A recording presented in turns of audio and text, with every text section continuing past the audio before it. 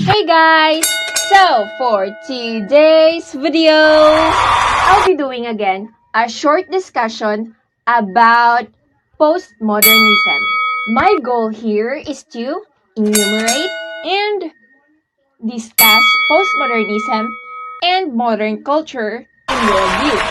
And to start, I will first give you a short discussion about postmodernism and modern culture. No, God! So, what is postmodernism Say what? and modern culture?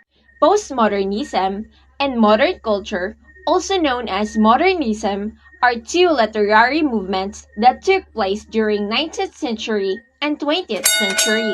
Postmodernism is a movement that began in the mid-20th century and is often described as a reaction against modernism.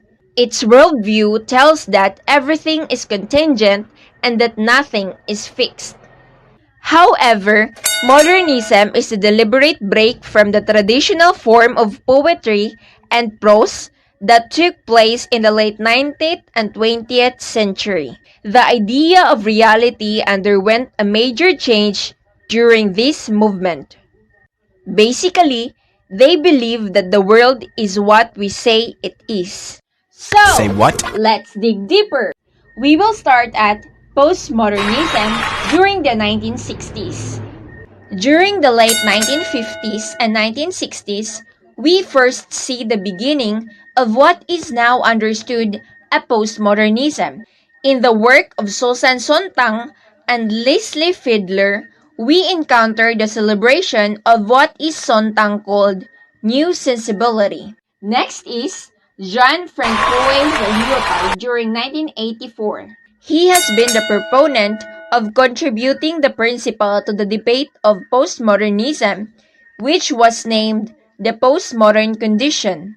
It has been published in France in 1979 and translated into English in 1984. Certainly, this book introduced the term postmodernism into academic circulation. For Lyotard, postmodern condition marked by a crisis in status of knowledge in Western societies, and what he calls the obsolescence of meta-narrative apparatus of legitimation.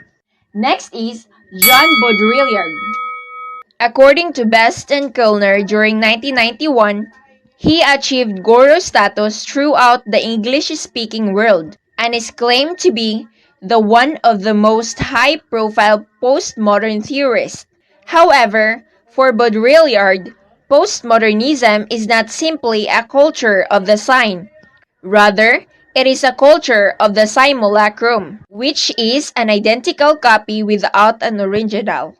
The next one is Fredric Jameson. Fredric Jameson is an American Marxist cultural critic who wrote a number of very influential essays on postmodernism.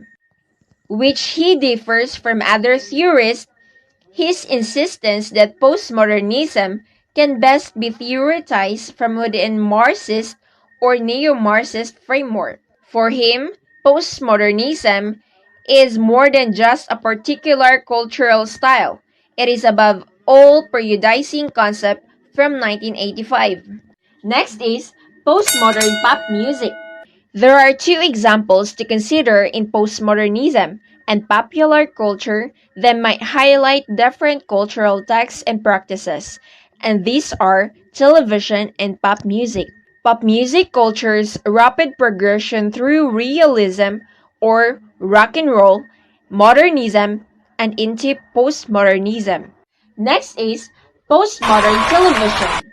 Jim Collins during 1992 points out television is often seen as the quintessence of postmodern culture. This claim can be made on the basis of a number of television textual and contextual features. Next is postmodernism and the pluralism of value. The selective tradition, as Williams 2009 points out, postmodernism is governed by many kinds of special interest, including class interest.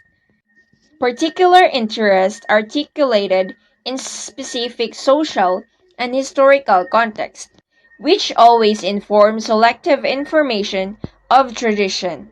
Next to follow is the global postmodern. Its increasing globalization is one way in which the world is said to be becoming postmodern. In such scenario, globalization is the supposed successful imposition of American culture around the globe, in which the economic success of America capitalism is underpinned by the cultural works that its commodities supposedly do in effective destroying indigenous cultures and imposing an American way of life on local populations. And lastly is the convergence culture. Another aspect of postmodernism is convergence culture, where old and new media collide. Those grassroots and corporate media intersects, where the power of the media producers and the power of the media consumers interact in unpredictable ways.